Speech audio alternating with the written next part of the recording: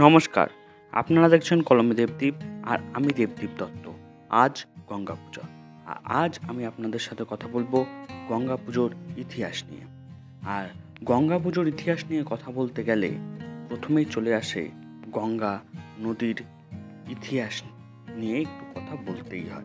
গঙ্গা পুজো মূলত গঙ্গা নদীর দেবী গঙ্গাকে শ্রদ্ধা ও পুজো করবার উৎসব। এর ইতিহাস ভারতীয় উপমহাদেশে দীর্ঘকাল ধরে প্রচলিত রয়েছে এবং এটি হিন্দু ধর্মের একটি গুরুত্বপূর্ণ অংশ। গঙ্গা পূজার প্রাচীন ইতিহাস। বৈদিক যুগ। গঙ্গার উল্লেখ প্রথম পাওয়া যায় ঋগ্বেদে, যেখানে গঙ্গাকে পবিত্র এবং শক্তিশালী নদী হিসাবে বর্ণনা করা হয়েছে। বৈদিক যুগে গঙ্গাকে পবিত্র জলের উৎস হিসেবে বিবেচনা করা হতো। পুরাণ সমূহ। হিন্দু পুরাণে গঙ্গার উৎসের কাহিনী বিশেষভাবে উল্লেখযোগ্য।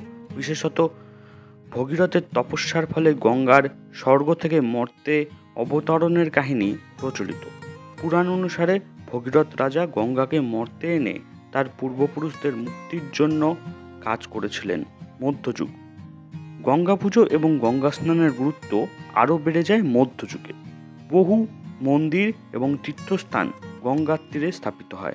বারাণসী, হরিদ্বার, প্রয়াগরাজ, যার পুরনো নাম এলাহাবাদ, বিশেষ তীর্থস্থান হিসাবে গড়ে ওঠে। আধুনিক যুগে গঙ্গা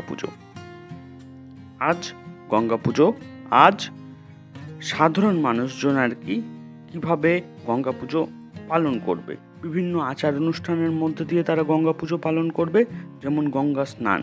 ভক্তরা গঙ্গা নদীতে স্নান করে পাপমোচন এবং আত্মশুদ্ধির জন্য পূজা ও অর্ঘ্য দান করবেন। দেবী গঙ্গার পূজা তারা নিবেদন করবেন ফুল, প্রদীপ, ধূপ প্রদানের মাধ্যমে। এছাড়াও নানান কিছু করা হবে, নানান উপাচার আছে। গঙ্গা দেবীর 108টি নাম পাঠ করা হয় এই দিনে। বিমুক্তি ও পুণ্য অর্জন।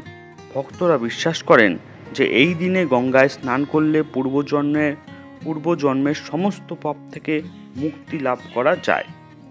গঙ্গা পূজা ভারতের সংস্কৃতি ও ধর্মীয় জীবনযাপনের সঙ্গে গভীরভাবে জড়িত।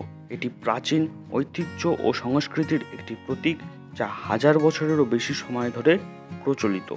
আপনাদের সকলকে ধন্যবাদ। এই ধরনের আরও ভিডিও দেখতে প্লিজ আমাদের চ্যানেলটি সাবস্ক্রাইব করে দিন, আর ভালো লাগলে লাইক করুন, আর প্লিজ একটু শেয়ার করে দেবেন। সবাই ভালো থাকবেন।